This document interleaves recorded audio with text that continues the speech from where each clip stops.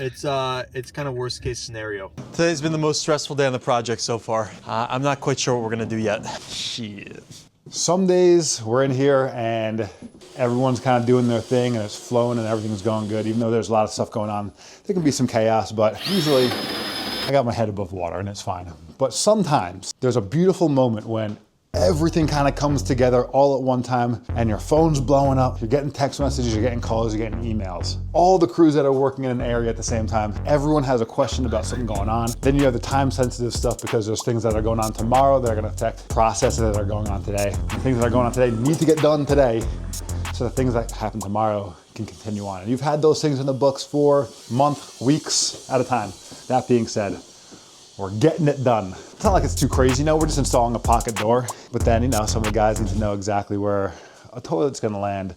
At the same time, you're looking at your messages, you need to know exactly how you're gonna be venting out from the basement. And at the exact same time, you need to know how are we gonna fill these cracks and crevices below the stairs where the floor joists are. You gotta run out to Kava. You gotta go grab a concrete bag so you can pipe in some lime mortar into those joints and make sure everything's gonna be secure for hundreds of years to come.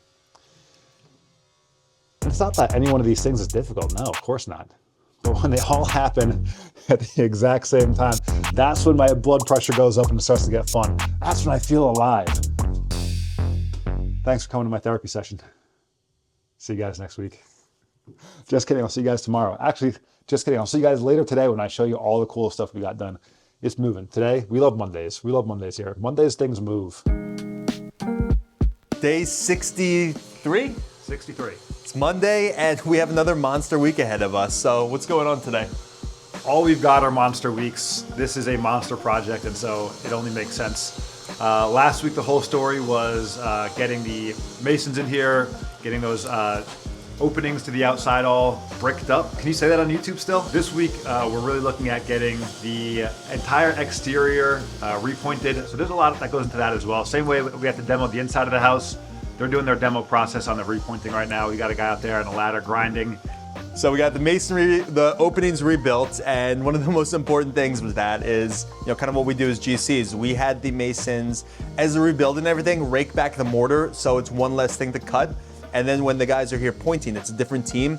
Everything's gonna homogenize together and look like it was done at the same time. So just like a little detail that was important for us to hit.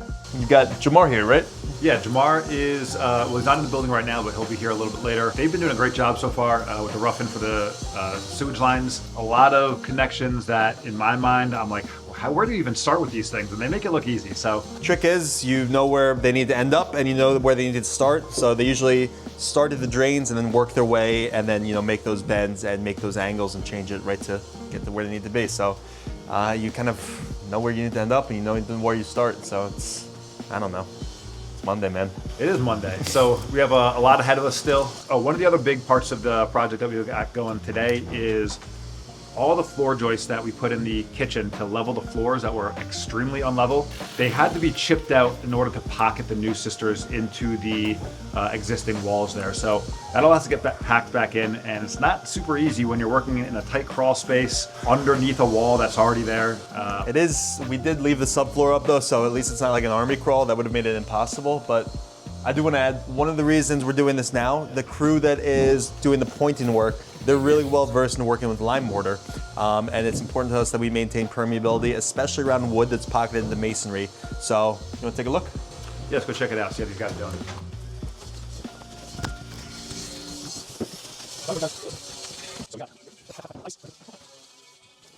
I wish I had a camera on Sasha, getting the camera in between the joist bays right now, but pretty much what we're looking at here are the pockets that had to be created. And how's it looking in there, Sasha? It looks like it is masonry that will never be seen again. We're trying to maintain some permeability, structure. We're trying to stabilize it, not make it look pretty. Yeah, I'm just basically going across the bottoms here. I'm filling in all the voids along the bottom rows. I'm going to build it up, and then I'm just going to go back over across to the top, fill in all the top voids, square it all up so it's structurally sound. Yeah, this isn't some of my best work, but Yeah, you can save your best work for the outside where people are going to see it and appreciate it. This is Yeah, this is just, we're trying to square this up, man. We don't want these people, house fall down, so. You sound like me, man. How old are you? 36 going on 80. All lime. Lime works, preserves historical structure, plays as ventilation for water, moisture to escape through the joint and not the brick. So when you point it with lime, the lime's a lot softer, than Portland. So obviously we want the moisture to escape through the joint. That way it doesn't try to go to the next softer place, which would be the brick. We don't want the brick, wood. Yeah, or the wood. We don't want the brick to, start sprawling and explode the face of the brick. Cool.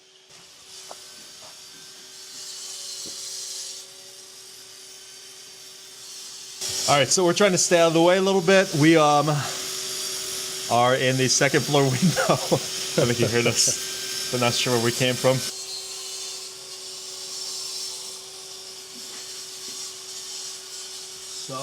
All right, so Adrian was just saying it's about as dust-free as it gets. They've got a grinder hooked up with a HEPA filter.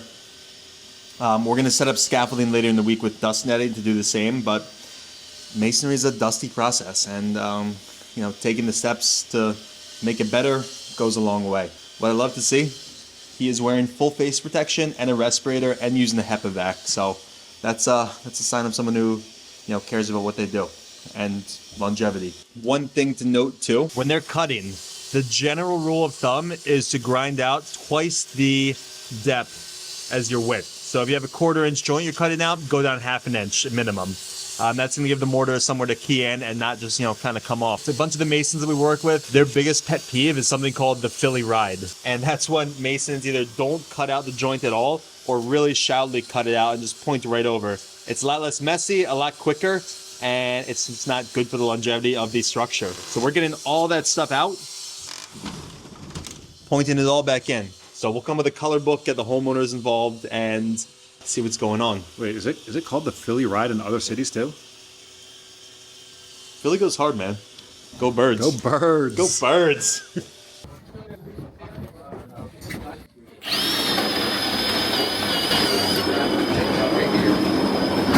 Brick in there. Yep. But dude, it's like, right here, I put it in, but it's like impossible to try to slide down and angle it. Yeah.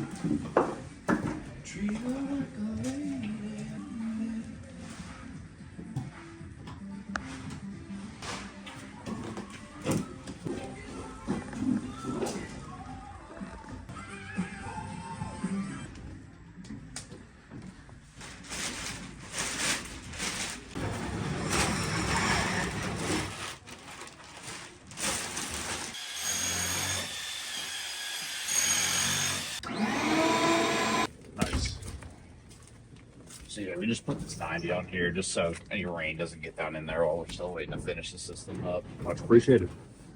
So then there's a switch lives inside of that box. Yep. And then there'll be this waterproof cover on the outside. Nice. So that's essentially just a fan. Yeah, that it's pretty creates much negative just pressure, it's pretty much just a ceiling fan motor, and then this plastic part around here is mostly just designed so when the rainwater falls, it all cascades to the outside. right? Oh, nice. And it can, drain down into the floor underneath. Same way we build houses. Exactly.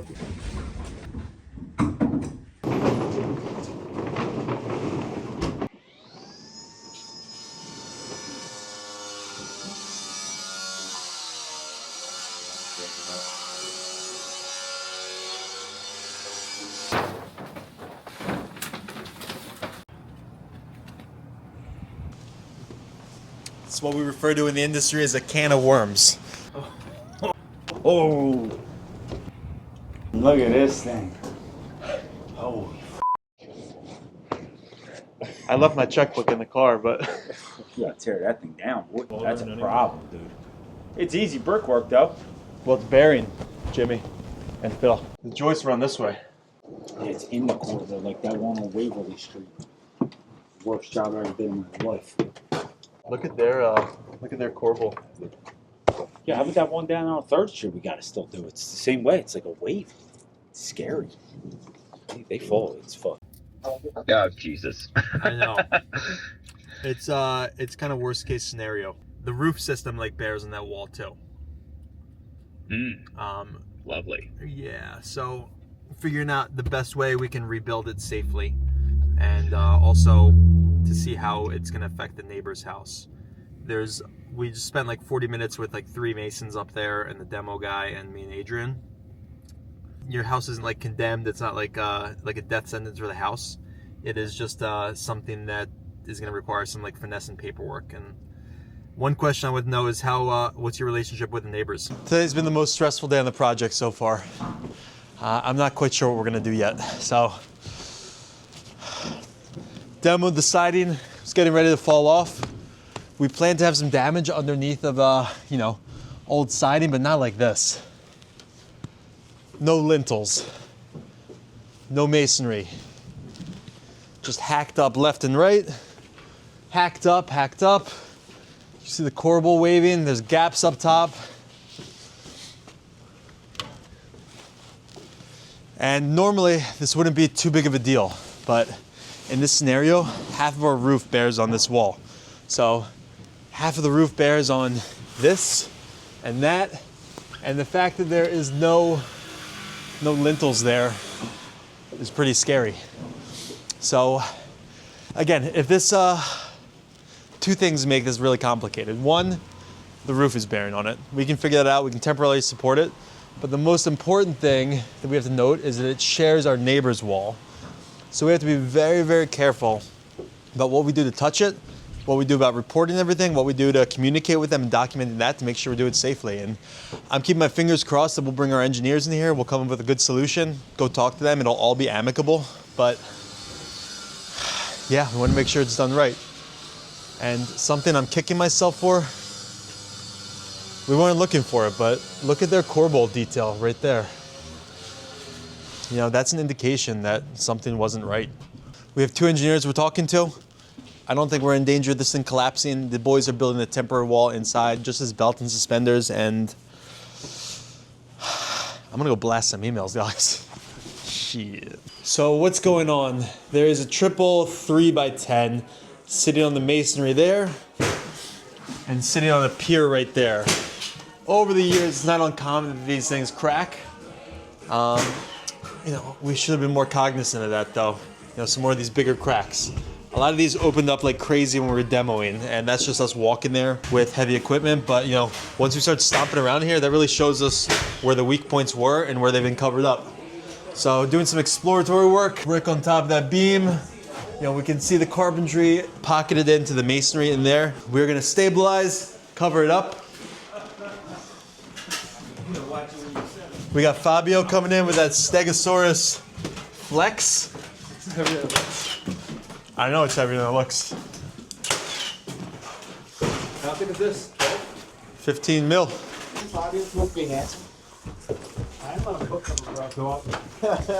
Brandon said a book about how to be a nerd. Get us some structural engineering nerd solutions. Yeah. Well, a book for God's sake. Here's your problem. Again, it's tricky. We know how to get rid of it. We know how to take it down safely.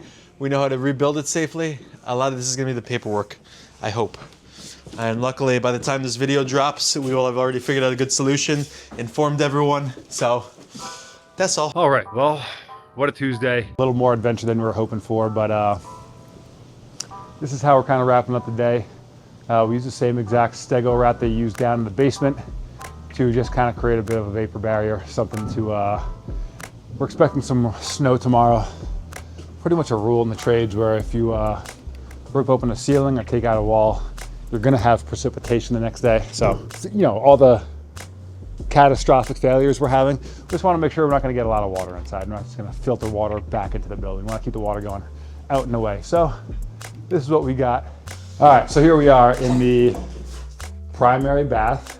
There you go. And you see we have our double sink stubbed in, our toilet right there, and Brandon standing in front of the fancy new shower we got going in. Guys, besides all of the chaos and the drama of the outside stuff, progress was made in the house today. All of this stuff was not stubbed in when we started the day, and it's looking really good so far. So let's go check out the crawl space, because that's probably one of the bigger ones. So this here is something that future tradespeople will thank us dearly for years and years to come. Well, hopefully not. I assume most of the stuff is going to be here untouched for a long time, but in case one day, 100 years from now, somebody needs to do some work below these floors, they'll have an encapsulated crawl space, and they will sing our praises. They'll say, thank you, whoever set this crawl space encapsulation up, thank you. And I appreciate the guys coming through and taking care of all that stuff for us, because it's dirty work. Crawling down below there, even though we have open space, they're still down there on their hands and knees, getting that stuff down. And it's not easy to work with. We just put up a little bit on the back wall, and that Stego product it's thick, which sometimes makes it a little bit easier because it's stiffer, but let's look at it from the basement. Looks great. Radon flows this direction, it sure does, goes out, penetrates out to the sidewall, and then goes up to that fan I was showing you guys a little bit earlier. And then you can see it goes across the wall and it goes down to the floor over there. I'll show you guys that in just a second, but right now, wow. So we followed our stack from all the way over there. This pipe is just to suck radon out of the earth. Radon comes from the uranium that's deep down in the bowels of the earth. And we use a tiny little fan to suck it up out of the dirt and put it up into the air where it disappears forever. Sasha, I'm so sorry you have to edit this. Please just take that out. That's embarrassing to me and to us as a brand. And I don't know, maybe put it on the Patreon. I don't know. All right, well, Tuesday, success. Sometimes you got to take one big step back to take all the rest of the steps forward. And We be stepping. steps were made in multiple directions today. Fun stuff, fun stuff. All right, well, if it was easy, everyone would do it. On to tomorrow. I would think like one of that or that. Yeah. You either have to be like really nice, or you just have to like hold your ground and be like, yo, we're out of here, we're out of here. Like, Right, we're it's done. more- Or it'd be like, we'll clean up, we'll do this, here's some donuts. It's more than masonry. Yeah. If that's the case, man, you got the guy. You got the guy for the job there, man, because you know what? I know how to, I know how to shake and bake, man. You ain't gotta tell me twice, man. Just call me whatever. Just don't call me late for dinner. Yeah. Travis, you guys need anything? Nah, new back. Me too. Bada boom. Open concept, baby. Oh yeah. Indoor, outdoor. Outdoor, indoor. We got it. Let's move some bricks. Hey guys, we're out here. It's Thursday. Week 10. I don't know what day it is anymore. I told you would get there. Day 1000 feels like. Quickly to recap what's been going on this week. It's been a fucking nightmare. We joke around that one day we're gonna get new construction with square walls and flat ceilings and flat floors. Caveat, new construction is much worse. Every new construction we've ever worked on, we're there because it wasn't built right. So stucco fails, everything else. These bones are generally pretty good, except for this back wall. So let's go outside for a sec. This whole wall needs to be rebuilt. It's bowing out. The roof deck's probably holding up a ton. And all the roof joists, at least half the load of the roof lands on this wall. The work itself to remediate this, not that difficult. We'll put a temporary wall up from the inside, which we already did. Knock everything down. There's a big triple beam on the second floor. But we share this wall with a neighbor. It's a continuous rear wall that we have to do modifications on. And if you look at their side, it's not in great shape. It needs to get addressed too. So our big concern is when we do any work on our wall, what's gonna happen to their wall? If the crack shows up in 2 years, is that gonna fall back on the homeowners and on us? We wanna make sure we're dotting all of our I's, crossing all of our T's. So we're reaching out to the neighbors, homeowners are reaching out to them. We're bringing a second engineer here for a consult, and we're gonna have to notify them formally through notarized letters and certified mail that we're doing this work. We can either get their permission. If they don't give us permission, then we can, just wait the 60-day waiting period, file something with the city, and then start to do the work ourselves. But We want to keep it amicable. Homeowners, I think, are going to offer to pay for some of the work over there. While we're here with masonry crews set up, we can rebuild some of their corbelling, we can rebuild some of their lintels, but this back wall, it's got to come down. I don't know, it feels late in the game for change orders for us, especially this magnitude, but it's got to get done.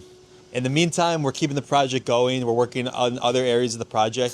Masonry team's out there doing their pointing. We'll get some shots of that. We're going to repoint, cut everything, lay it in lime. And for another 100 years, they're not going to have to think about this facade at all.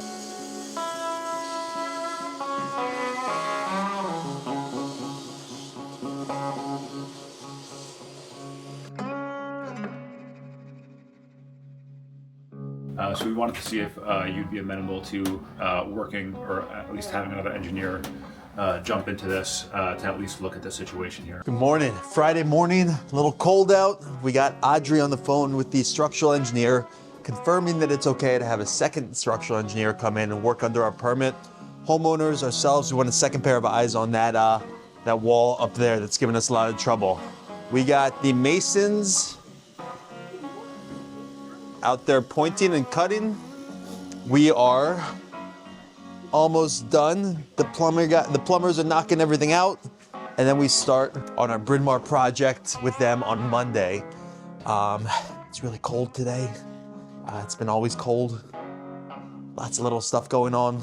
Audrey's up on the phone with the engineer.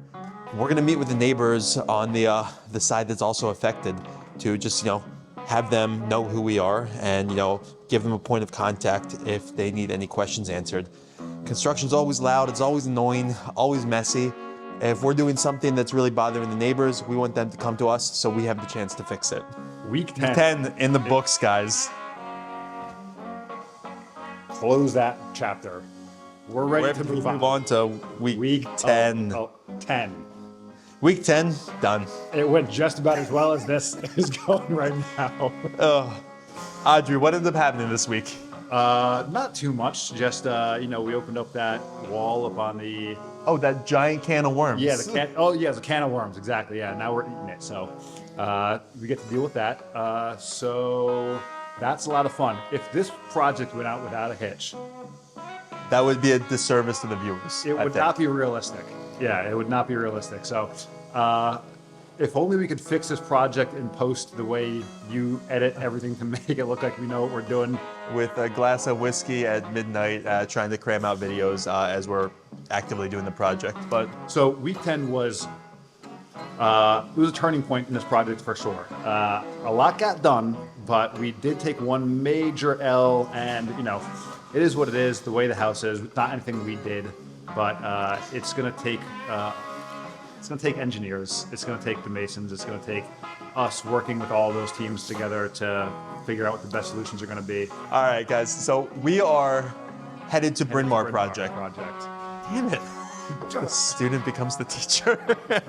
We're headed to our Bryn Mawr project. We have an architectural sheet metal fabricator from Pittsburgh doing a copper standing seam roof. So we're gonna go check that out. We'll do a little teaser in here, but that whole series is going right on our Patreon for about 5 months before it goes on YouTube. So there's a link to that if you want to check out what we're doing over there. Similar, but the videos are a lot better made than what we're putting out on this one. That being said, I think this is a pretty good YouTube series. This is a great YouTube series. Guys, this is real, this is raw, this is minimal editing, right from what's happening here, right to you guys. If you ever wondered what it was like to do a project like this, this is it. Watch these and you'll be almost a pro. And the contractors you get, there's only two options. They're gonna be better than us, or they're gonna be worse than us. Now that's a fact. But it's like my good friend Kendrick Lamar said, they're not like us. They're not 100% guaranteed not like us. You got a crip walk.